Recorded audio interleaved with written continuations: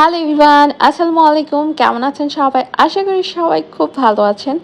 আলহামদুলিল্লাহ আমিও আপনাদের দোয়ায় খুবই ভালো আছি। তো আপনাদের কার ঈদ কেমন কাটলো অবশ্যই কমেন্ট করে জানাবেন। আর ঈদের আগে কে কে শপিং করেছেন নাকি করেন নাই, মানে কোরবানি ঈদে হচ্ছে কে কে শপিং করেন আর কে কে শপিং করেন না আমাকে একটু কমেন্ট করে জানাবেন। তো আমি হচ্ছে প্রতিবার সবগুলো ঈদেই শপিং করি, তো এইবার কোরবানি ঈদে তেমন কিছু শপিং করা হয়নি, মানে শপিংয়ে যাওয়া হয়নি। টায়ার্ড,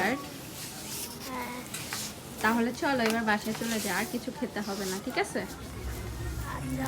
হ্যাঁ, আর কিছু খাবা? কি খাবা?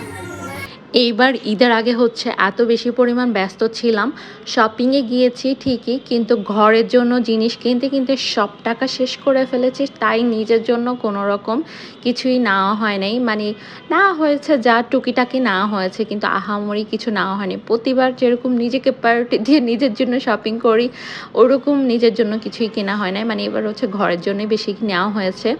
আর এখন থেকে চিন্তা করেছি যে রোজার ঈদে হচ্ছে নিজের জন্য ধুমায়া শপিং করব, আর কোরবানি ঈদে হচ্ছে ঘরের জন্য টুকিটাকি যেসব জিনিস খুব প্রয়োজনীয় সংসারের কাজে ওই সব জিনিস কিনবো। তো সেটাই করেছি, এবার হচ্ছে ঘরের জন্য অনেক কিছুই কিনেছি। তো ঈদের পর আমরা যখন ঘুরতে বের হয়েছিলাম, তো আমরা হচ্ছে যে রেস্টুরেন্ট থেকে খেয়ে বের হয়েছিলাম, মানে আমরা হচ্ছে আপনে খেয়েছিলাম।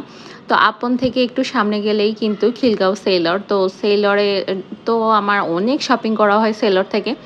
তো দেখলাম যে এবার হচ্ছে কোরবানি ঈদেও ডিসকাউন্ট দিয়েছে, যদিও দেখি তারা হচ্ছে প্রতিবার ডিসেম্বরে ডিসকাউন্ট দেয়, কিন্তু এবার হচ্ছে দেখলাম কোরবানি ঈদেও ডিসকাউন্ট চলতেছে। তো চিন্তা করলাম কেননা একটু সেলরে ঢুকে দেখি যদি ডিসকাউন্টে ভালো কোনো কিছু পাওয়া যায়। যদিও সবসময় দেখি যে ডিসকাউন্টের প্রোডাক্টগুলো তেমন একটা ভালো হয় না, লাকিলি হচ্ছে দুই একটা প্রোডাক্ট ভালো হয়। তো যাই হোক, এখানে হচ্ছে দেখলাম 50% ডিসকাউন্ট চলতেছে।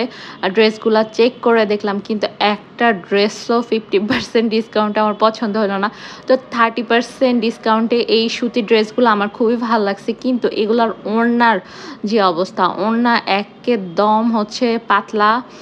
তো চিন্তা করলাম যেহেতু বাসায় পরার জন্য নিব, এত পাতলা ওড়না নিয়ে তো আমার পোষাবে না।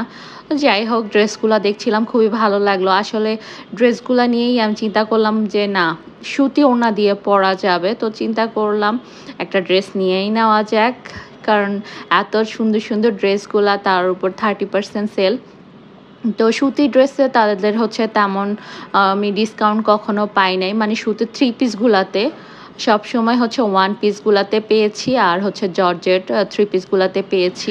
তারপর সেলর থেকে বের হয়ে সবাই মিলে হচ্ছে অফেল খেতে চলে আসছি। বাচ্চাদের ডিমান্ড ছিল তারা হচ্ছে অফেল খাবে, তো বাচ্চাদেরকে খাওয়াতে নিয়ে আসলাম। আর এই ছিল আমার আজকের ভিডিও। আল্লাহ হাফেজ।